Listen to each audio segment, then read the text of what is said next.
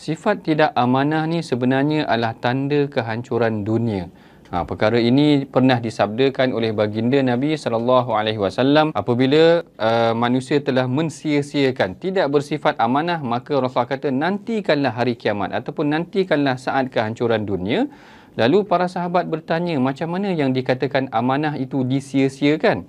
Lalu Rasulullah kata, sekiranya sesuatu urusan itu diberikan kepada orang yang tidak tahu mengenainya, maka nantikanlah kehancurannya. Al-Imam Badruddin Al-Aini menyatakan bahawa sebenarnya yang dimaksudkan memberikan urusan kepada orang yang tidak tahu ni, maksudnya kita memberikan urusan kepada orang yang jahil.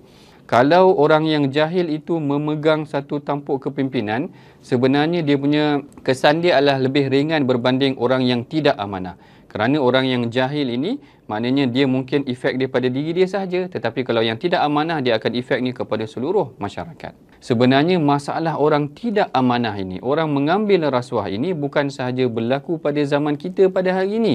Bahkan berlaku pada zaman Al-Imam Badruddin Al-Aini yang meninggal pada tahun 800 lebih ni, maknanya pada kurun yang ke-9, ratusan tahun yang dahulu, iaitu ada dalam kalangan pemimpin yang berada di Mesir ketika itu dilantik daripada orang-orang yang telah korup. Perkara ni sepatutnya menjadi pengajaran buat kita, kerana menurut beliau apa yang berlaku di Mesir tidak berlaku kepada kerajaan Rom dan Parsi.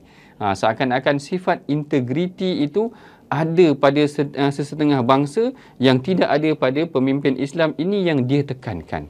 Kalau orang tu kafir tapi dia tak rasuah, adakah dia lebih baik daripada orang Muslim tapi dia rasuah? Secara umumnya, para ulama berpandangan kepimpinan yang tertinggi hendaklah ditampuk oleh pemimpin Islam bagi memahami hala tuju tentang sesuatu syarikat, kepimpinan negara dan sebagainya.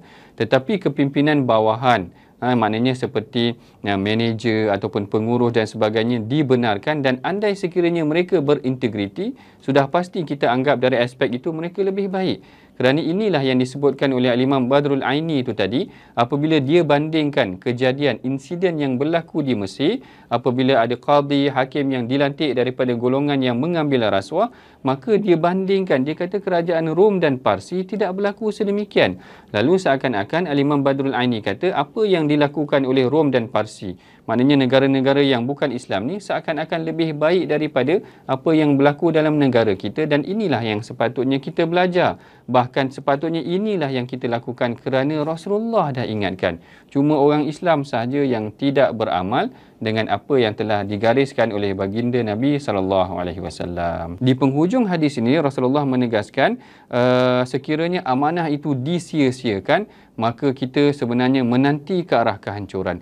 Perhatikan sekeliling kita, tuan-puan, ada tak kita mengamalkan ataupun kita meletakkan pemimpin yang korup ataupun yang tidak bersifat amanah ini, yang mengambil rasuah ini, sehingga kita angkat dia menjadi kepimpinan ataupun menjadi pemimpin. Kerana Rasulullah dah warning dah, kalau berlaku sedemikian seakan-akan kita menanti kepada ke arah kehancuran. Sifat amanah ini bukan hanya sahaja kepada kepimpinan negara, bahkan kepada setiap sektor yang ada dalam kepimpinan bawahan, jabatan-jabatan, semuanya hendaklah dipegang oleh orang yang amanah. Kalau orang yang mentadbir bahagian kepimpinan orang yang amanah, kita akan mendapat pentadbiran yang baik. Begitu juga dengan orang dalam bahagian pendidikan, kita akan dapat membangunkan sekolah dengan yang baik, membetulkan infrastruktur sekolah dan sebagainya. Mudah-mudahan tidak berlaku ketirisan keuangan yang telah diberikan kepada golongan-golongan yang tertentu ini. Sifat amanah bukan sahaja kepada pemimpin, tetapi kepada seluruh agensi, sektor-sektor yang berada dalam negara kita.